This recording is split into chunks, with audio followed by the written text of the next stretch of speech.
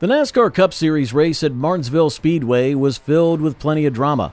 One of the biggest talking points after the race was Joey Logano's frustration with Ross Chastain. Despite securing his first top 10 finish of the season by finishing ninth, Logano was visibly upset. He criticized Chastain, saying that he races like a jackass every weekend. This comment highlighted the growing tensions between the two drivers. But what exactly happened in Martinsville to spark such words from Logano?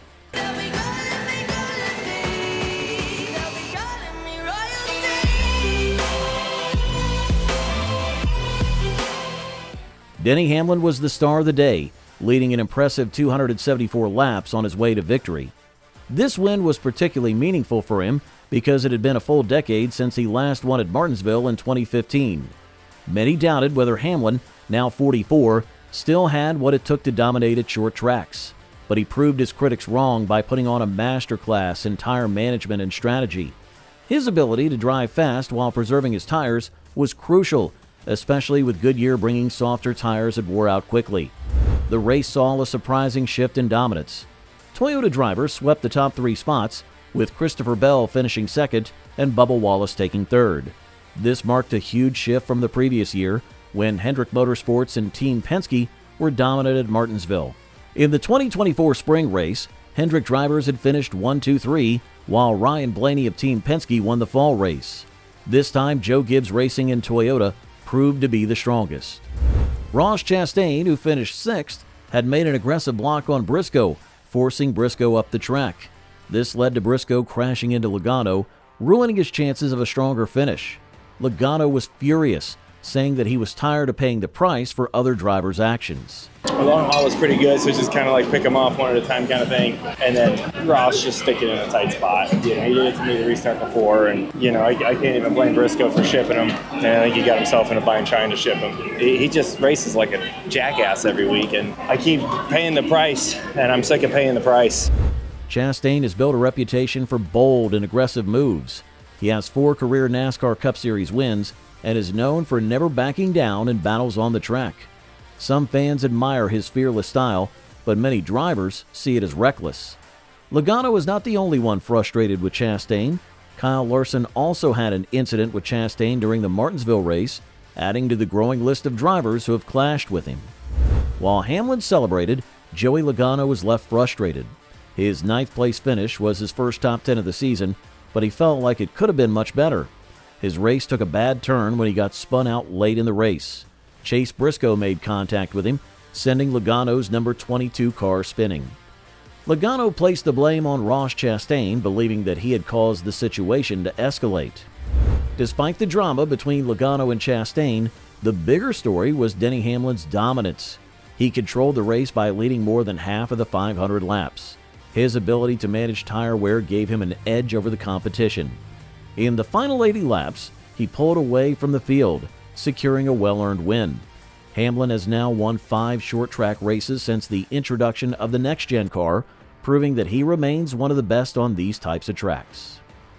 Joe Gibbs Racing had a strong showing overall. In addition to Hamlin's victory, Christopher Bell and Bubba Wallace secured 2nd and 3rd place finishes. Logano remains stuck at a frustrating start to the season. A driver with 32 career NASCAR Cup Series wins expects to compete for victories, but after 7 races, he has just 1 top 10 finish. He believes his team is performing well, but keeps getting caught in incidents beyond his control. His frustration boiled over at Martinsville, and it will be interesting to see how he handles future races. Christopher Bell had a great comeback in his latest race, finishing in 2nd place. This was a big improvement for him, especially after struggling in his previous 2 races.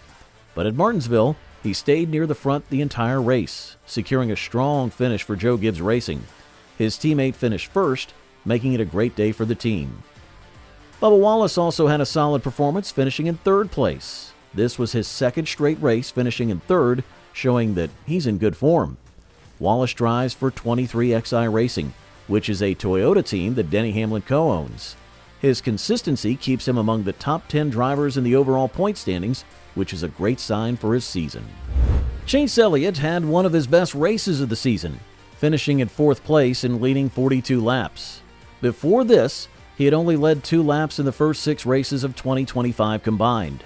Elliott performs well on soft tires, and this race was proof of that. Last fall at Martinsville, he led 129 laps and finished in second place. Earlier this year at Bowman Gray, he led 171 laps and won. This was his best race so far this season, and he earned the most stage points of the day, tying with Denny Hamlin. His teammate Kyle Larson finished fifth, making it a strong showing for Hendrick Motorsports. Ross Chastain finished sixth, Ryan Preece finished seventh, Todd Gilliland took eighth place, and Joey Logano came in ninth, while Chase Briscoe finished 10th. Briscoe has been especially impressive at Martinsville, finishing in the top 10 in 6 out of 7 next-gen races there. There was a late race incident between Ty Gibbs and Tyler Reddick. Gibbs was on track for his first top 10 finish of 2025, but Reddick spun him out, dropping him to 13th place. After the race, Gibbs immediately went to Reddick to discuss the incident. Gibbs had already warned his team to keep Reddick away, but that didn't happen. It's often better to address these situations right away than letting them build into bigger issues over time. Michael McDowell finished in 12th place, which might not seem spectacular, but it was a solid performance. He stayed consistent and avoided trouble, which is crucial at a track like Martinsville. Another notable finisher was Ty Dillon, who secured a top 15 spot. That's a great result for him, considering that out of 36 drivers, he finished ahead of 21 others.